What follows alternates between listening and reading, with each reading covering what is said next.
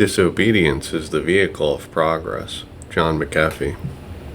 There is nothing more powerful in the world than an idea whose time has come. Right? And blockchain or DLT is an idea whose time has come. And when it happens, then almost it doesn't matter who's ready or who's not ready, because the idea itself has its own momentum and through which it has the power to take the world forward. Trustless systems are fundamentally changing the world. This idea is as big as the printing press or the railroad. The benefits crypto offers trumps the obstacles it faces.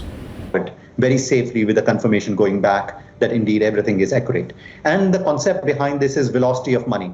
So one way to achieve growth rate in a GDP is by saying, hey, you know what, we are going to pump more dollars, we are going to attract FDI, and we are going to increase the total amount of investment into a particular country.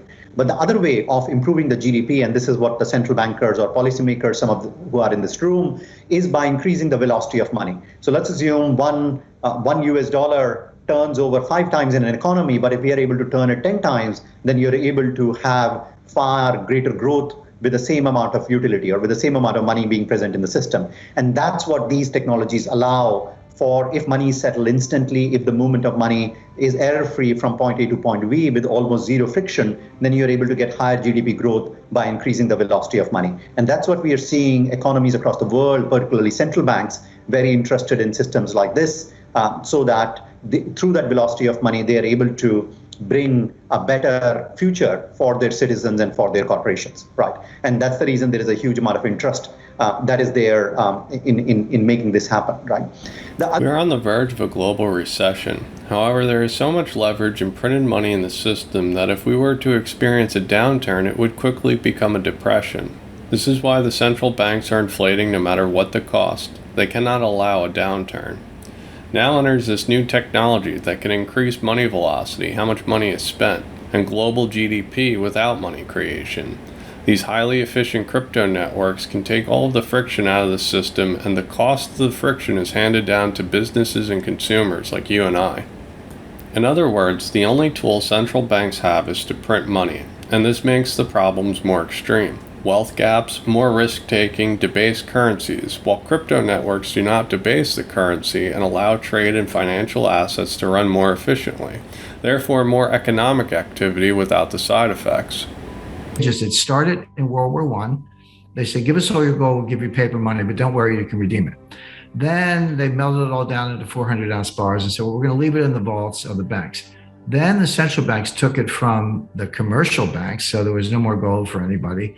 Then the treasuries and the finance ministries took it from the central banks. The Federal Reserve has a gold IOU on their balance sheet. It's first item on the asset side because the Treasury owns the gold. Everyone thinks the Fed owns the gold. Treasury owns the gold. And then Roosevelt made it contraband. Americans couldn't have it. And then only foreign trading partners could get it. Nixon ended that in 1971. So my point is, August 15th, 1971, a very big deal. But the lesson is that happened in stages over about 40 years. So that's how the elites operate, just a slice, a slice, a slice, a slice. People are asleep, they're complacent, and then it's all gone before they know it. Piecemeal. Yeah, exactly. Piecemeal. It's exactly Fascinating insights, Jim.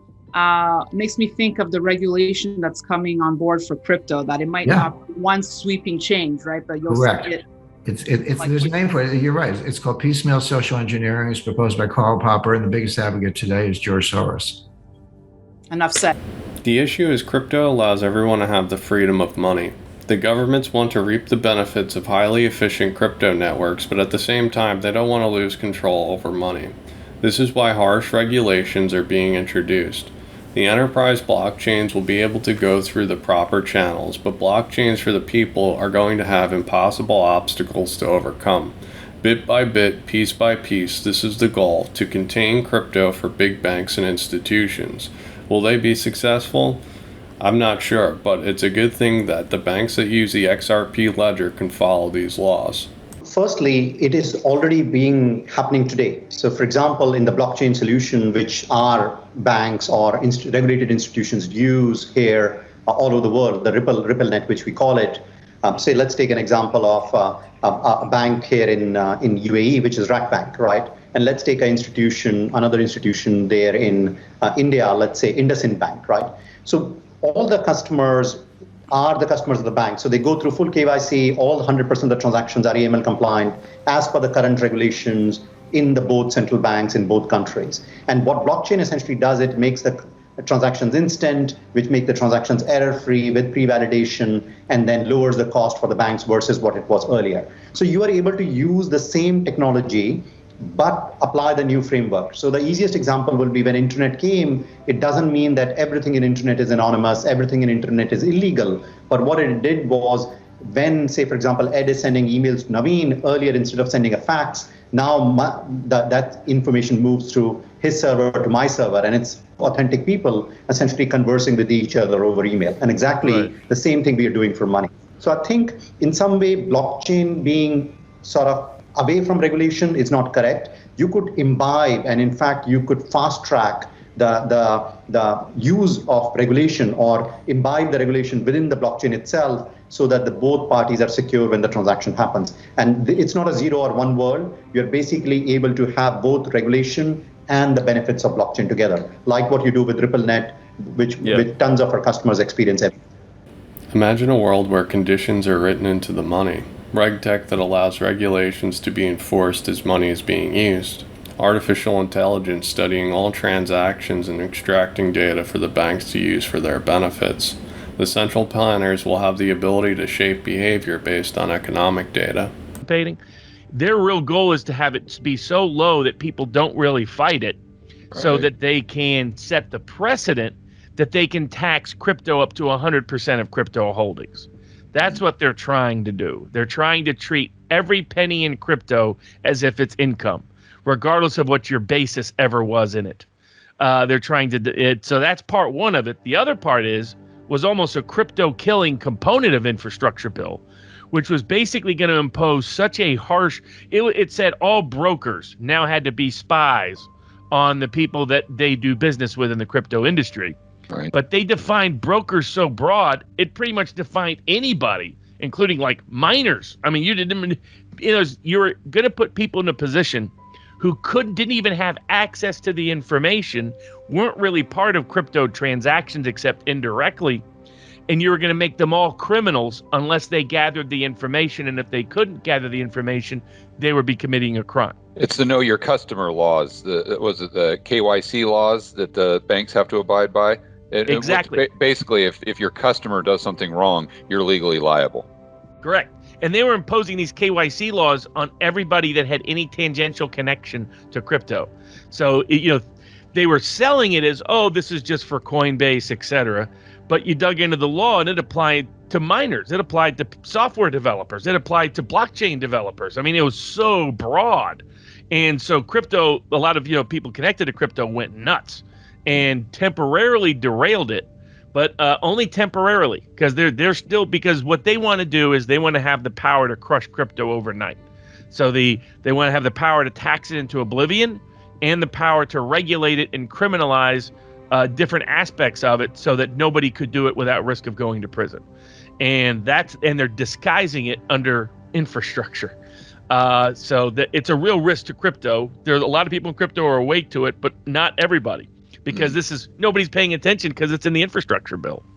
The governments of the world are moving towards central bank digital currencies. There will be blockchains that interact with CBDCs that fill the gaps. The blockchains that work with the central bank digital currencies will be the winners. We're watching laws being rolled out that favor the winners and are creating the losers. The infrastructure bill targeted proof of work and proof of stake blockchains. The XRP ledger does not reward nodes, therefore the participants are not defined under the bill. The senators that are anti-crypto are proposing laws that would benefit the XRP ledger. For example, Don Beyer proposed a law that would define XRP and clear the SEC lawsuit. Okay. So first of all, let me just take a real example because it will be a parallel to the situation we have in Botswana. So let's take a company like BCash in Bangladesh. A lot of you may have heard about it. It's a World Bank funded company, right? A World Bank and a number of other multilateral organizations have got together outside of private investors as well. And what BCash fundamentally does is it could be exactly the same use case. It could be money moving from city to rural area, so domestic movement of money. And the local mom and pop stores essentially act as a bank. So once the person in the rural area gets the money, he or she could walk over to the mom and pop store, withdraw in cash if they so wanted to, or essentially use the money that is there to essentially purchase everything, right?